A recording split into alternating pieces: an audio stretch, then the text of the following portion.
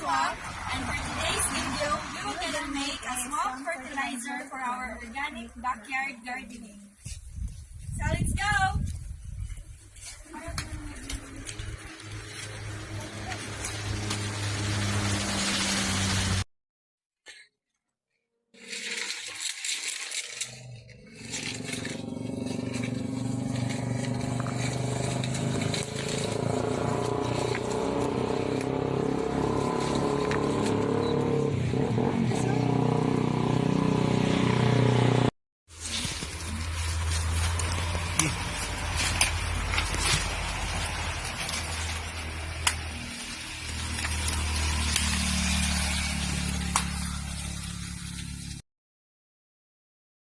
Para saan ba yung saha ng saging? Ang saha ng saging ay rich in potassium. This will help your plants grow faster and healthier. Oo. Hindi ko pa lang nalaman. Ano pang pwedeng ilagay dyan? Marami pang pwedeng ilagay sa swamp, katulad ng mga dahon ng langka. Pwede rin ilagay dito. Yung mga natayong dahon sa paligid mo. Sakto, marami kami doon. Pwede bang paturo paano gumawa ng ganyan? Oo naman. Kumuha na tayo ng... Nakuha ko naman sa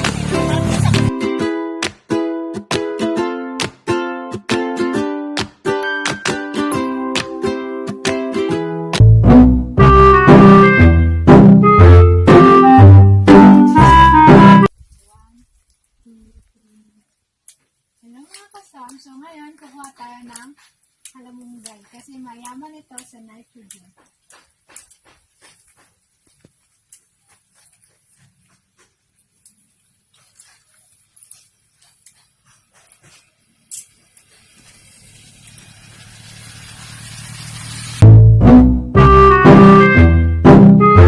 Okay. Susunod naman natin ilalagay ay ang dahon ng kakawati or mas kilala natin sa tawag na Madre Cacao. So, ang Madre Cacao, marami tayong makukuhang benefits dito. Pwede natin itong gawing dahil ito ay anti-pest and also anti-fungi.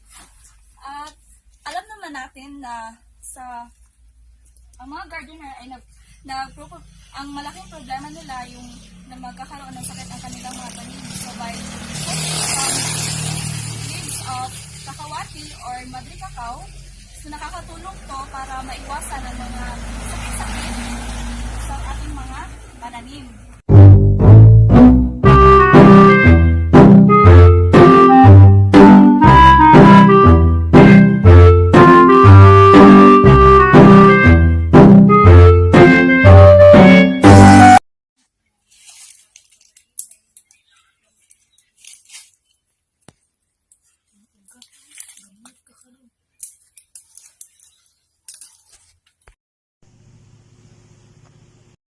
ito na mga ka-swamp. Ilagay na natin yung itilipil dito sa swamp natin.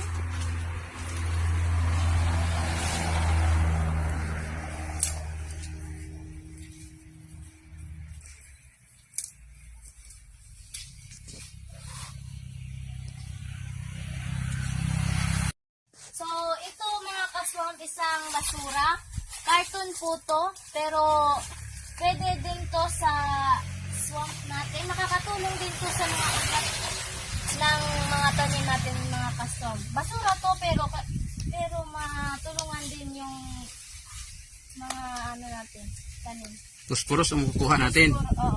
Phosphorus. So, ito pala yung mga kitchen waste, mga kaswamp, mga balat ng mga prutas. Kaysa itapon natin to, ilagay na lang natin to sa swamp natin para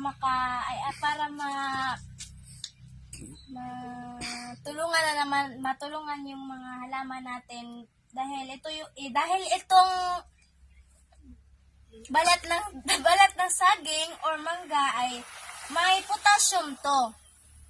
Makakatulong to sa tanim mo pag ilagay mo to sa swamp.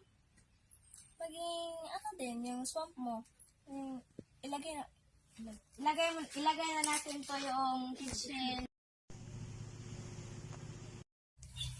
So, hindi natin pwede hindi natin pwede itapon yung mga basura natin na malata dahil pwede natin ito ilagay sa ating kaswam para matulungan din ang ating kalikasan para hindi kalat yung basura natin.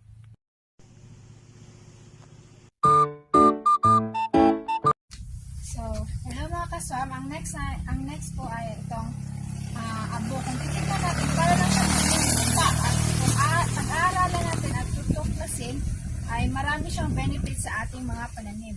So, ang benefits nito ay phosphorus. Ang phosphorus ay nakakapagpatibay ng mga ugat sa ating mga pananim. Ang calcium naman ay maging maganda ang ating mga halaman o mga bulaklak o ang mga bunga nito.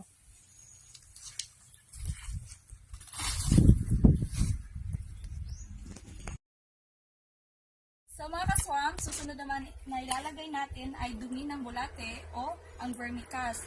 So, ang vermicast, it contains of nitrogen, phosphorus, and potassium.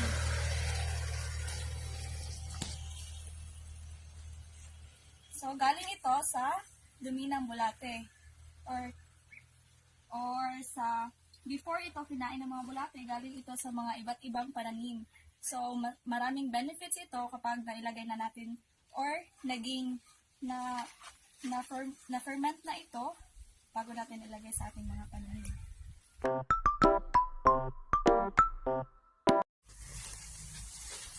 Okay. Last step ay pupunuin natin ito ng tubig para ito ay ma-ferment.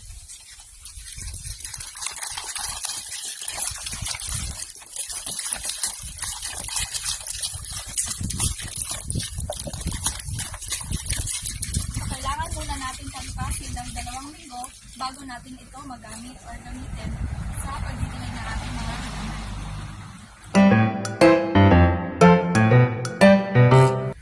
We, the young farmers of ABC, encouraging you all to make a swamp in your house to produce a healthy organic plants. Nakatipid ka na, May aanin ka pang masustansya. Mabuhay mga young farmers!